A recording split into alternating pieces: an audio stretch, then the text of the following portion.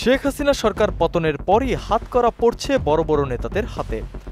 শুরুতেই সাবেক আইনমন্ত্রী আনিসুল হক, এরপর শেখ হাসিনার উপদেষ্টা সালমান এফ রহমান ও সাবেক আইসিটি প্রতিমন্ত্রী জুনায়েদ আহমেদ পলকের পরে সিরিয়ালি যেন ছিল সাবেক শিক্ষামন্ত্রী ডাক্তার দীপু মনির।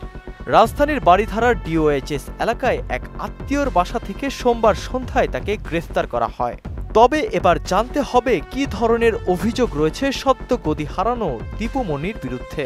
প্রথম সিঁড়িতে পা দিতেই দেখা যায় দীপু মনির শিক্ষাখাত ধ্বংসের বিষয়টি। পাঠ্যপুস্তকে অপ্রয়োজনীয় সিলেবাস সংযোজন, এমপিও বাণিজ্য, টেন্ডার, শিক্ষা ক্যাডারে বদলি বাণিজ্য সহ রয়েছে নানা অভিযোগ। দুর্নীতিবাদ শিক্ষা সাংবাদিকদের নিয়ে বিদেশ ভ্রমণ সহ নানা অবৈধ ও অনৈতিক সুবিধা দিয়ে গণমাধ্যমকেও খুব ভালো করেই ম্যানেজ দিয়ে গেছেন তিনি। শুধু শিক্ষা খাতে নয়, দীপু মনি অবৈধ টাকার পাহাড় করেছেন অবৈধ বালু উত্তোলনের মাধ্যমেও। সরকারি নথি অনুযায়ী 2018 থেকে 2022 সাল এই 4 বছরেই দীপু মনির নির্বাচনী এলাকা চাঁদপুর সদর উপজেলায় 1000 কোটি টাকারও বেশি বালু উত্তোলনের অভিযোগ রয়েছে তার বিরুদ্ধে।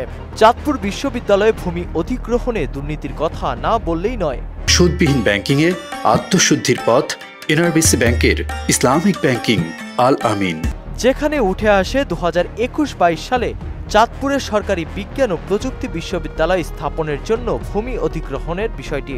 জানা যায় জমি মৌজাদরের চেয়ে 20 গুণ বেশি দাম দেখিয়ে দলিল করে নেয় দীপু মনির ঘনিষ্ঠজন। অভিযোগ ওঠে সরকারের থেকে 359 কোটি টাকা বাড়তি নেওয়ার এই কারসাজিতে জড়িত ব্যক্তিরা তার ঘনিষ্ঠ বলে এলাকায় পরিচিত। খাস জমিতে দীপু মনির ভাইয়ের হয়েছে টিপুনগর। সরকারি খাস জমি দখল করে নীলকমল ইউনিয়নে বাহের চরে বিপুল পরিমাণ খাস জমি নিজের কবজায় নিয়ে দীপু মনির ভাই টিপু তৈরি করেন মাছের ঘের, গবাদি পশুর খামার ও সবজি বাগান। আর সেই এলাকার নাম রেখেছেন নিজের নামেই টিপুনগর। নাসিমুল বারী, সৌরভ, মোহনা ডিজিটাল।